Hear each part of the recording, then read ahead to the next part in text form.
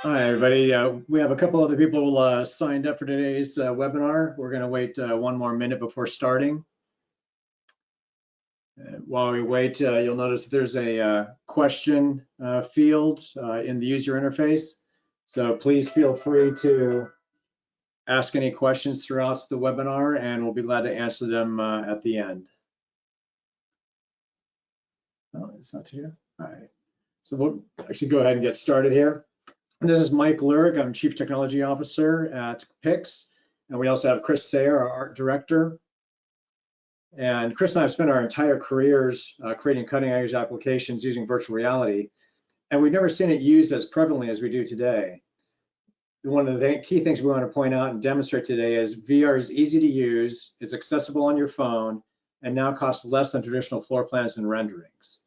And as I mentioned a minute ago, I think before one of you just joined in, please use the questions form in the interface to pose any questions to us at any time, and we will then answer those questions at the end of the webinar.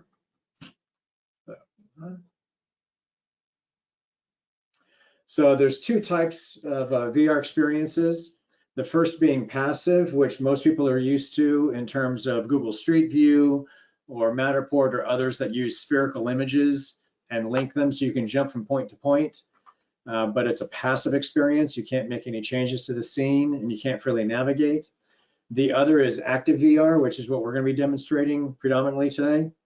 And that allows you to freely navigate, walk around, make changes to the scene, and experience it much more differently than with the passive. With passive VR, it requires access to the space, and yet, depending on the circumstances, accessibility may be limited. It also has time constraints of walking into spaces that are unpredictable due to either lack of lighting or electricity or hazardous conditions, and that's especially true with buildings that are going to go under a rehabilitation, a remodel, a renovation, something that's been vacant for a while, and we'll show a couple examples of that. And like Google Street View, with a passive VR, for anybody who's not completely familiar, we can look around and we can move from point to point, but we can't freely walk down the sidewalk or walk inside of a store. And actually, there's limitations in terms of Google Street View. Even when you have a business, you can actually have the business store public area included in a Google Street View. But other than that, if it's a private building or a residence or apartment complex, anything like that, you can't go inside the buildings themselves from Google Street View.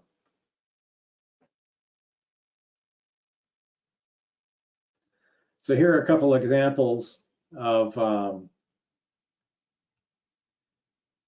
going into a building that's definitely been, this is in Chicago, in an area that's under urban development at this time. So a lot of these buildings are being bought up cheap and then being converted into apartments or condominiums. And we'll show a demonstration of one of these buildings that we then did a virtual version on while it was in this condition. So clearly you can't easily market this building in its current state. It doesn't depict how the apartments or condominiums would be. And so that's one of the benefits of our capability. Also, we don't need to visit the site. You'll see that they had to install lights because there's no electrical, all the wiring's been pulled out of the walls. The building's highly damaged, and it's actually quite unsafe to try to take a tour of the building.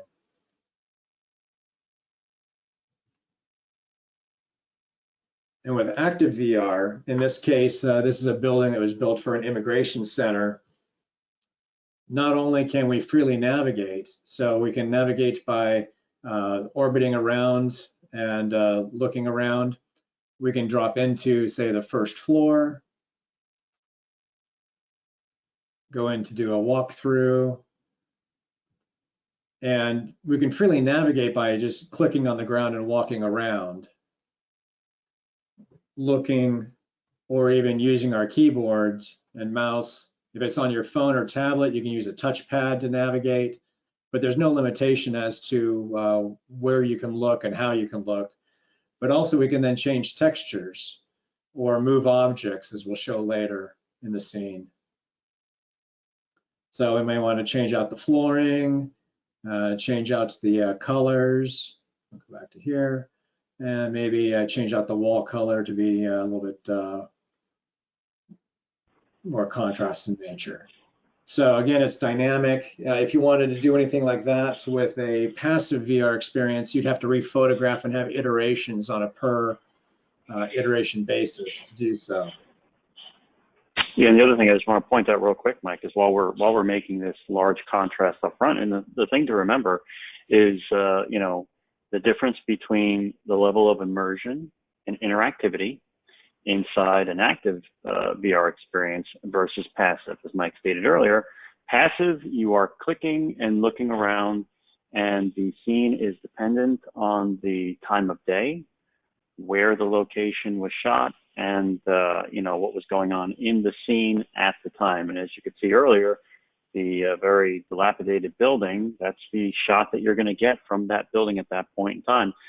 Whereas with an active VR experience, we can alter, change walls, we can go wherever we want, we can customize, and that's the big key word to this.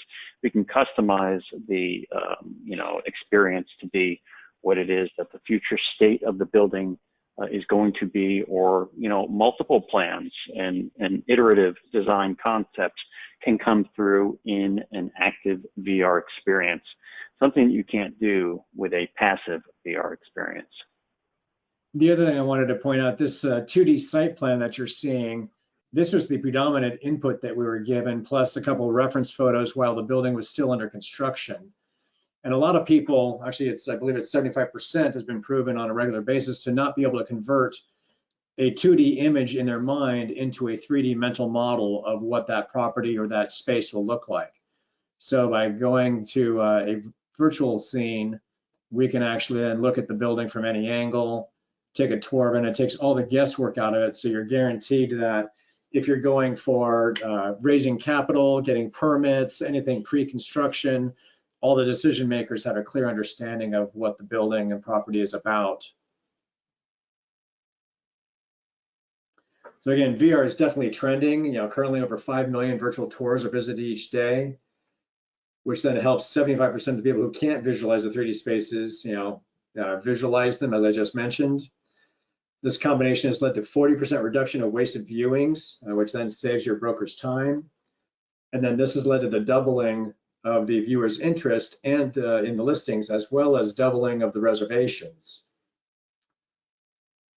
which then of course increases your team's effectiveness.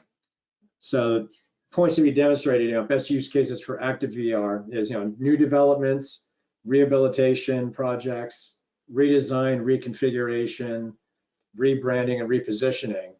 And so the common thread of this is it's impossible to use a camera to make images or videos of a building that doesn't exist yet, or doesn't depict the future state of the building as you want to market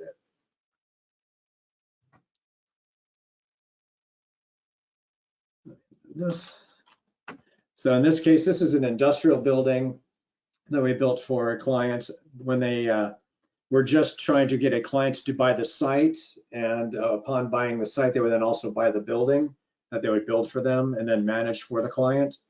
And this is a 500,000 square foot industrial building, roughly, but we were only given a few days time to actually build this space out, given just a site plan, some reference photos, and some key points that they provided us for marketing purposes. I'll let Chris take over for the demonstration for here. Okay, and so the first thing we want to point out here is, number one, as we showed before, you know, this is an interactive, immersive, active VR experience. And that means that once again, we have the freedom to move and look wherever we want. We're not stuck to predetermined points.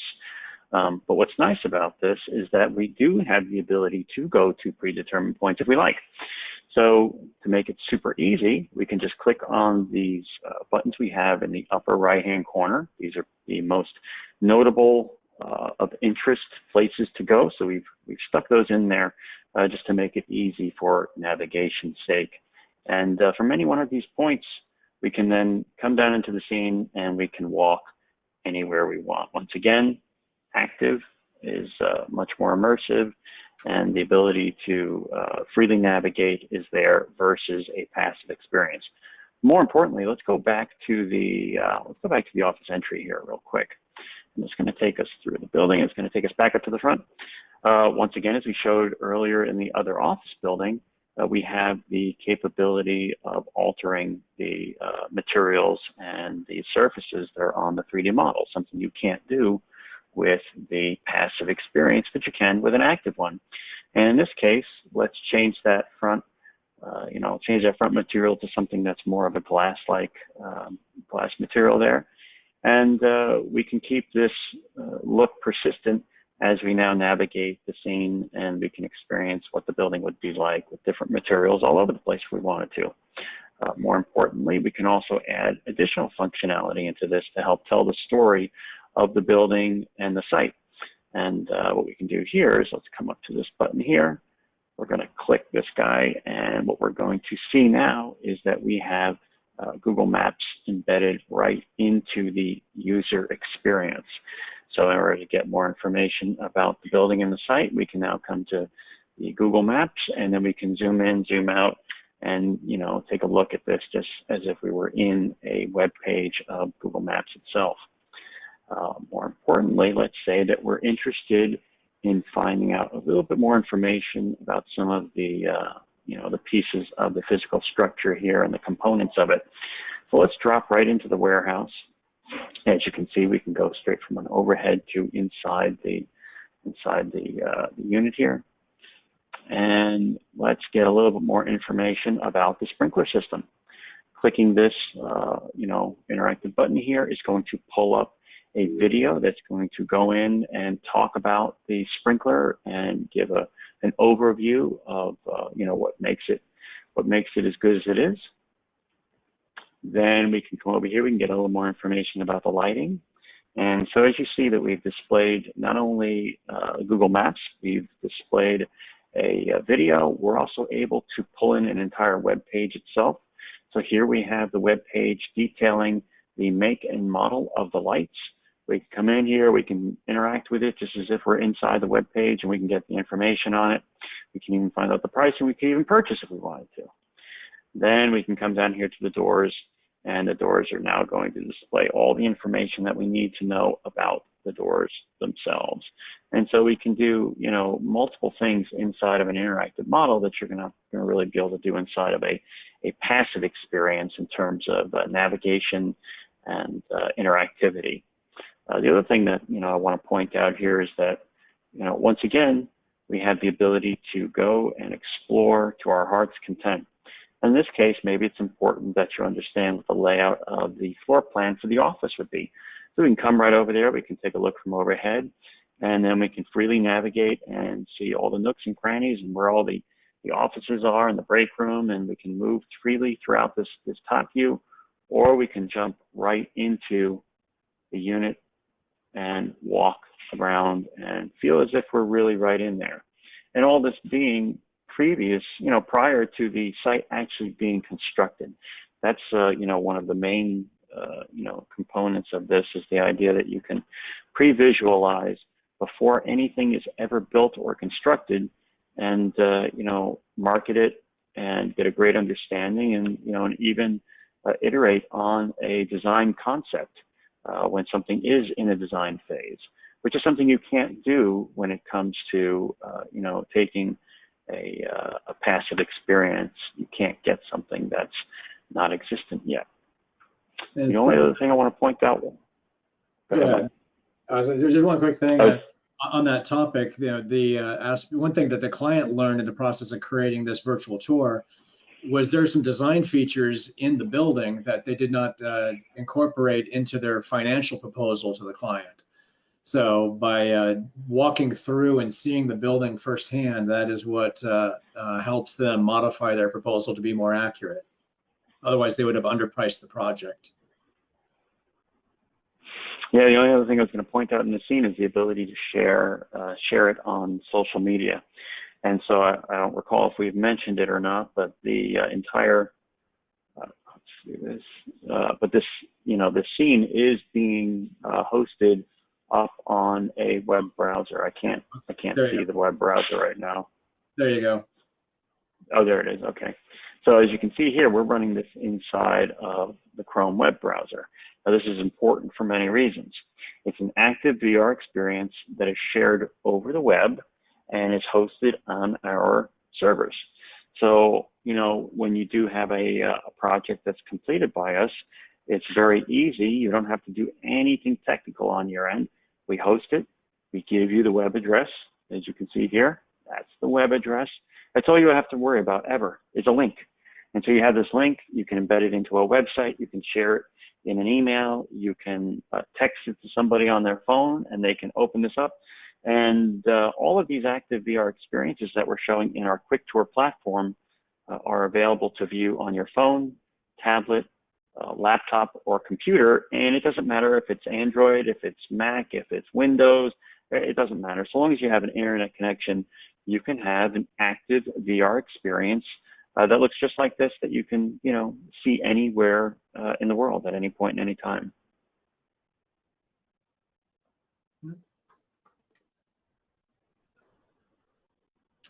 The next new development project we're showing here is the residential built for LaSalle.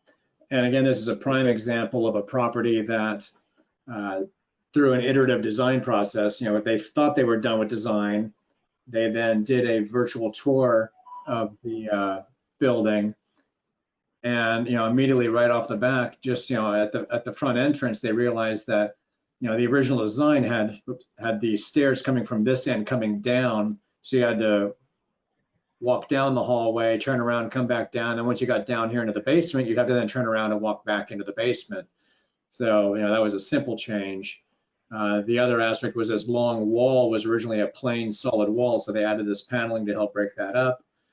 And another aspect is down here where this was a solid wall, which if this was a solid wall, you can clearly see that all you would see from the front door would be just part of the living room area of this great room that they have. And so they decided to open it up by adding the glass wall, which makes it seem much larger of a space earlier on in the experience of entering the house. I'll let Chris go ahead and take over from here. Yeah, I think you basically covered it, but let's see. So if we come into the unit itself a little bit more, one of the things that's nice that we can show off here is not only the level of detail, but the ability to capture, you know, 2D images from a 3D scene. So what we're doing with, you know, these interactive, you know, active VR experiences is giving you the ability to take unlimited renderings from them as well. So, you know, let's say I want to have a 2D shot of the kitchen and the dining area here. One press on the keyboard of my P key is now going to take an image of that area, which I can use in all of my marketing materials. So I want to post that to a website. I want to post it to social media. Maybe I want to, you know, put it on Facebook or, you know, share it in a brochure, a physical document.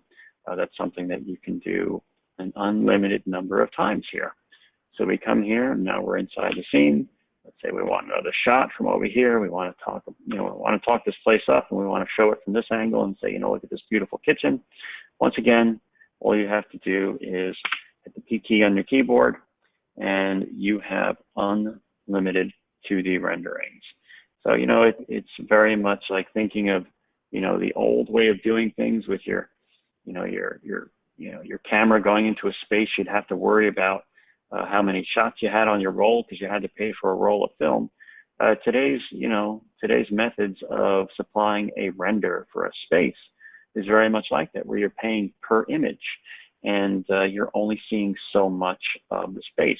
With an interactive VR experience, not only do you have full freedom of movement, interaction, and immersion, but you also are getting the benefit of a render that you can take from anywhere, any point, and do it unlimited number of times. So if I need, you know, if I take 100 shots in this VR model, I don't pay a dime for any of them. It's just icing on the cake. You pay one time for the interactive model, and we host it, and then you can take as many renders from it as you might need and host it, embed it into as many websites or put it in as much social media as you like. So it's the dollar value on that is quite high.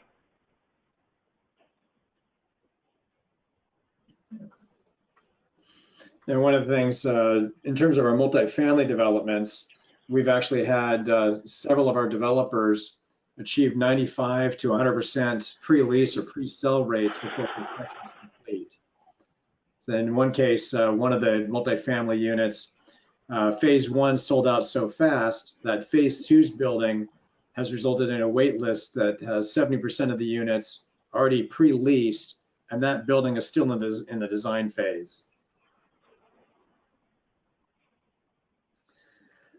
So one of the new things that in terms of our technology is being able to start incorporating the aspects of smart buildings into our solutions, as we'll demonstrate here, working with a technology company. Initially, this phase 1 is a marketing demonstration of their technology within one of our VR tours of a multifamily complex. And in the future, we plan on actually extending this to where their data will be able to be written to a file on our server, and we'll be able to display live data from the smart sensors in the virtual tour. But Chris, I'll let you go ahead and take over the demonstration.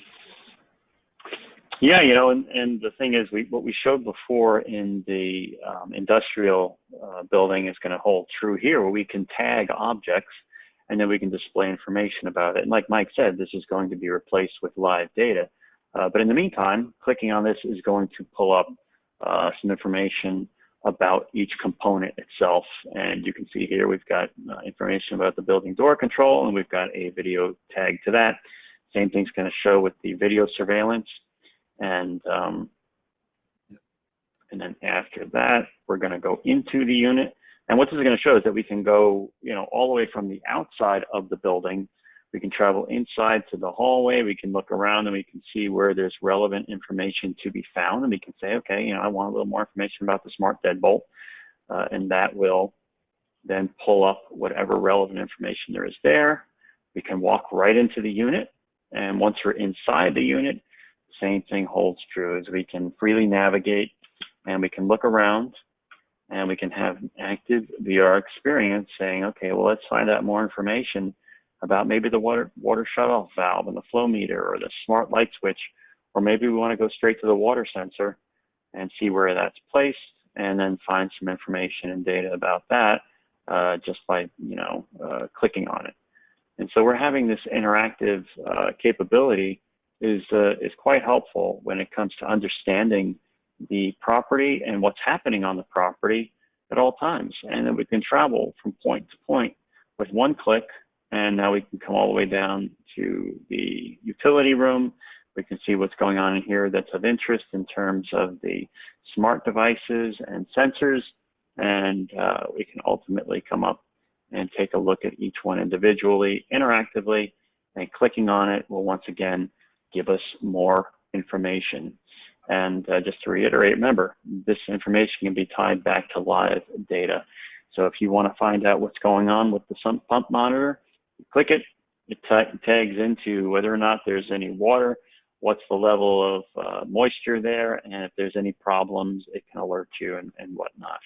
And the same thing with the security cameras. We can have a security camera feed that looks directly into the security camera, and so you'll be able to see a live feed of the actual hallway or outside the building at any point and any time.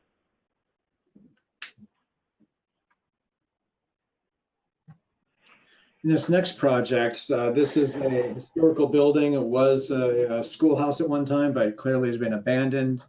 It's in, again, that same urban Chicago area for urban development. And obviously you don't want to try to market this building as it is. It looks like it did some of the other photos that we had shown earlier today. And through the actual ability to do a 3D active VR experience, we're able to give a tour of the building in its post-construction state. And in this case, within just 2 months of starting the renovation, they were still clearing out the building at that point. they were able to pre-lease 9 of the 24 units. And then they had 18 of the 24 units leased right before construction completion. But I'll let Chris go ahead and take over from here. And so, you know, the biggest point being here, you saw what the image of it looked like before. So, you know, you get an idea of the existing building, no windows, you know, decrepit looking, rats running around inside, walls are molded and broken in. And, you know, we're able to bridge the gap of what somebody is planning to do with the property versus the way the property is currently in its current state. And that's important because, you know, you don't want to have to wait until everything's done to go out and market and get somebody to, you know, to buy or lease a unit. You want to be able to do it now. And you're not going to want to show them the current state because that's not going to get anybody excited. And showing them a standard floor plan isn't going to do much, you know, much good either. You can try and get somebody excited with some 2D material, and you know, it's going to be a little bit harder to you know, show the vision and you know, get a clear understanding of where everything is and how it's going to look. Whereas with an active VR experience, you're able to take somebody on a full tour of, let's say, the 1-bedroom unit, and we can have it fully furnished as well. So you can see we've got the living room laid out with television, we've got some nice paintings on the walls, and we've got the, you know, all the stuff set up in the kitchen. And ultimately, we can, you know, go from point to point and take a look at this just by one click and jump around and get a great understanding, you know, of what exactly each of these areas look like. And the most important thing to remember is, in its current state, these rooms, this building is a mess, but we're able to take it and give you a product that you can go to market and, you know, start displaying it and get buyers interested. And, you know, another thing to point out once again, just to reiterate, let's say I want this nice floor plan that we've got here that's got color to it, and it's got a great layout. If I want that for my website, one press on the keyboard is going to now give me that image that can then be embedded on the website along with the interactive 3D model. So any number of 2D images can be captured from the 3D model, and we can embed multiple 3D models into the same scene. And so you can see here, we're going to go into the 2-bedroom unit now. Same building, different number of bedrooms, different layout with different flooring, different wall colors, and you know, slightly different amenities in the unit here. And so we can walk around, we get a great understanding of what the 2-bedroom unit looks like. We can see what the windows look like here. We can ultimately open up the doors here to the washer and dryer, see what it looks like inside that area here. We can see that we've got the, you know, the washer dryer nestled underneath the counter here in the basket. And now we can come over and let's just say we want to go take a look what the den looks like. So we'll come here to the den, go to the home office, and we can even go to the bedrooms and bathrooms and everything else in between. So full interactivity, full ability to take a look at the floor plans, capture renderings from any angle, and unlimited renderings for that matter. And the other thing, you know, that we pointed out yet is the capability of having a full auto tour functionality in these units. So one click of a button here on the bottom is going to take you on an automatic tour of the given space. And as you can see, this is just running through the camera positions that we have in the upper right-hand corner. But this is a very powerful way of, you know, maybe giving a presentation about something, and maybe you don't want to be sitting there controlling it on your computer and walking somebody through the site. Or maybe you're sharing this with somebody that, you know, they're not too computer savvy, and you want to, you know, you want to give them this tour and say, just click that bottom right-hand corner button, and this is going to take you automatically throughout the site.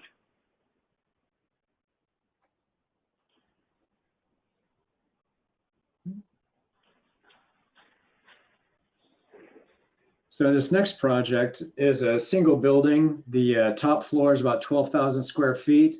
It was a gym pre-COVID, but during the pandemic, they went bankrupt and closed up shop. And so the client wanted to show the property as 3 different uses. One was potentially retail, so they wanted to show it vacant to show the maximum openness and capability of it becoming a store, a medical clinic, and as a tech office. And keep in mind that the client did not have any floor plans or designs for the medical clinic or the office at the time because they had no client in mind specifically. So it was then a generic presentation just to show the art of the possible to potential buyers or tenants, I should say. Okay, and so once again, we've got our vacant floor plan here. We can walk throughout it, and it should be no surprise anymore that we've seen all these other properties that we built with an active VR experience. And the big takeaway here, and that you're going to hopefully get a great, a great appreciation for, is the ability to take a space, show it in one configuration, but show it not only that way, but in multiple configurations. So now we're going to take a look at the medical space that Mike mentioned. So we went from the vacant.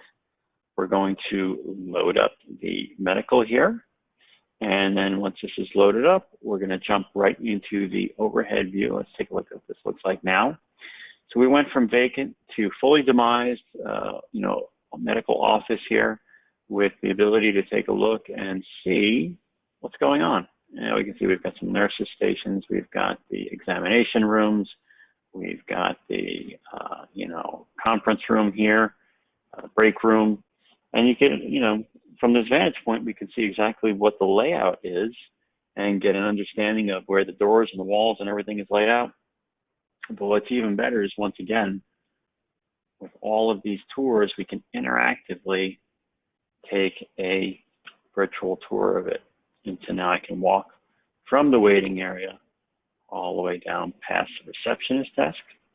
I can come through here. Let's go through the doors. And let's go all the way into one of the examination rooms. And so very much like, any one of your modern day games, you're able to walk throughout the space, come to any area you want to visualize and see, and actually walk right into it. And, we can see all of the tools and all of the furnishings of a medical examination room. And then finally, let's say that we do want to see what this, space would look like if it were made for a high-tech office. Maybe it's some sort of a web developer or an application creation group. We can take a look at what this space would now look like if it were laid out for an office. And we can see here now we've got these offices in the back.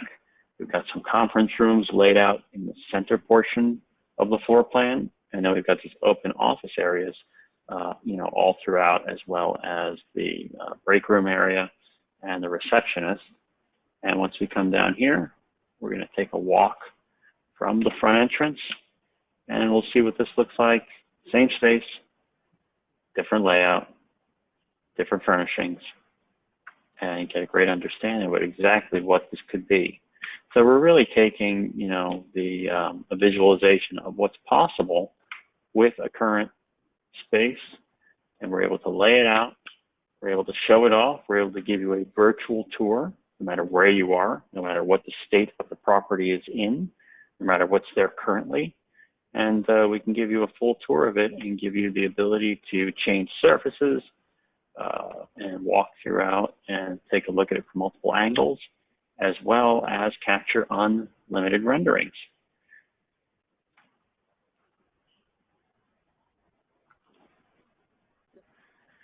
In this next demonstration, you'll see that this is the existing building, or the building as it was when we engaged with the client. And they were planning on selling the building. The building was an owner architect. And one of the tenants inside the building was Trek Bicycles that was subletting a small space inside.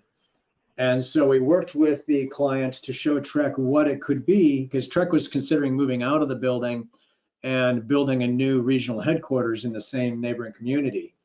And so working with the client, took the Trek's advice in terms of what they were looking for, And then we helped bring that visualization to life, and that visualization then got the conversations going. And after a few months of doing iterations and inputs, I believe the end result was that Trek did end up finally buying this building.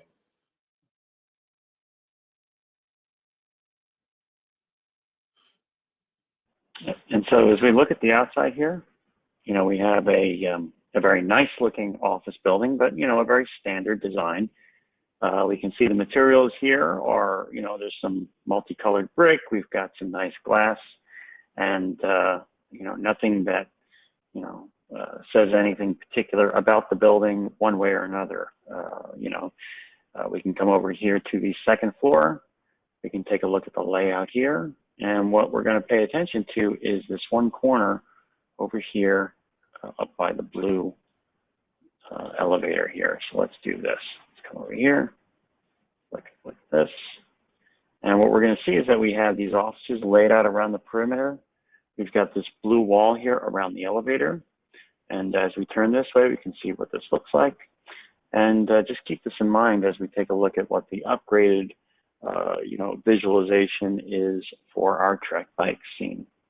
We come over here, and this is going to load up the building now, refinished and refurbished to try and show it in a you know, much more Trek branded version. And so now we've got the logo up here on the front of the building. We've taken the materials on the exterior and changed them out to change the color and the look and feel of the building to match what would be a more Trek-centric styling. And then we come over here, and we're going to come to this left side over here, and we're going to take a look at the branding that we've got over here. We've got our pop of color here once again. Got some, you know, ornate doorway architecture going on here. And, you know, once again, we're seeing this same building in a completely different light, rebranded and, you know, changed out to speak much more to the Trek experience. The other thing I want to pay attention to here is, once again, we've taken this area up on top that had all of the offices around the perimeter, and now we've turned it into a Trek museum of sorts. We've got all the history of Trek through the bikes going through here. We've got, you know, images, and we've got some televisions on the walls here. And ultimately, we can walk into it, and we can see what it's like to experience it from the first-person perspective. So now, as we're in here, we can take a look around, and we can see that we've got this video playing here. We've got the conference rooms, and you can see all the bikes. You can see the color of the wall has been changed here to the Trek red. And as we walk throughout this, we get a great understanding of what the look and feel and layout of the space could be if Trek were to take it over, and how it would function for them versus how the building exists.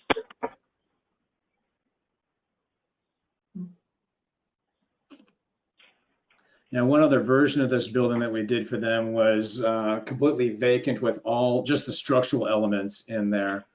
All of the non-structural partitional walls were removed, so that they can then use that as a brainstorming tool to come up with other iterations of layouts.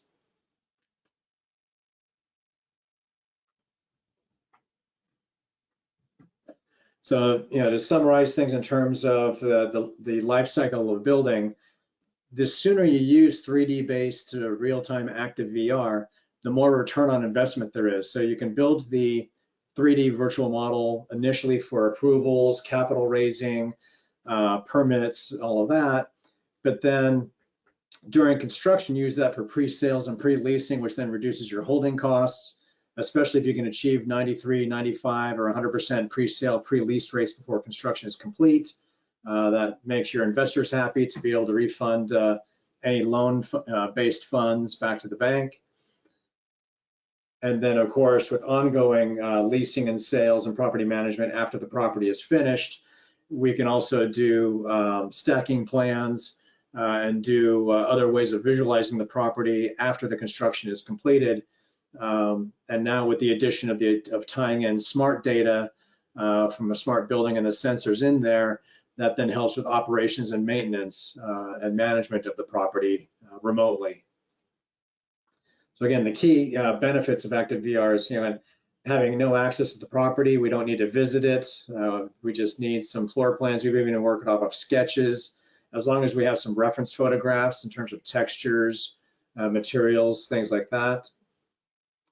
Again, the user can freely navigate and explore and modify the property. Again, something you can't do with the passive VR experience. It's ideal for pre-construction, construction, and renovation, anything where you can't photograph the building in its ideal end state for marketing. It allows you to do what-if scenarios, as we've shown in several cases of showing the building in multiple permutations. And then, of course, it serves multiple purposes over the property life cycle. So each time you use it and reuse it and make some changes to it, making those changes to make a new application for a new purpose is very small compared to the cost of building the initial VR experience, which is still less than the cost of a couple of architectural-based renderings and floor plans, which then, of course, that then increases the return on investment and lowers the cost by then depicting the property sooner, reducing your holding costs for that property. So again, if you have any questions, please post them now. I don't see any at this time. But Raymond, if you have any questions, please feel free to post them. Also, my contact information is available on this next slide. Oh, let me change that. And also, so for Pix, info@pix-virtual.com or mlerg@pix-virtual.com. You'll be getting an email from me later today or tomorrow with the video replay of this webinar. So if there's somebody you want to share it with, you can forward that link to so they can watch the demonstration as well.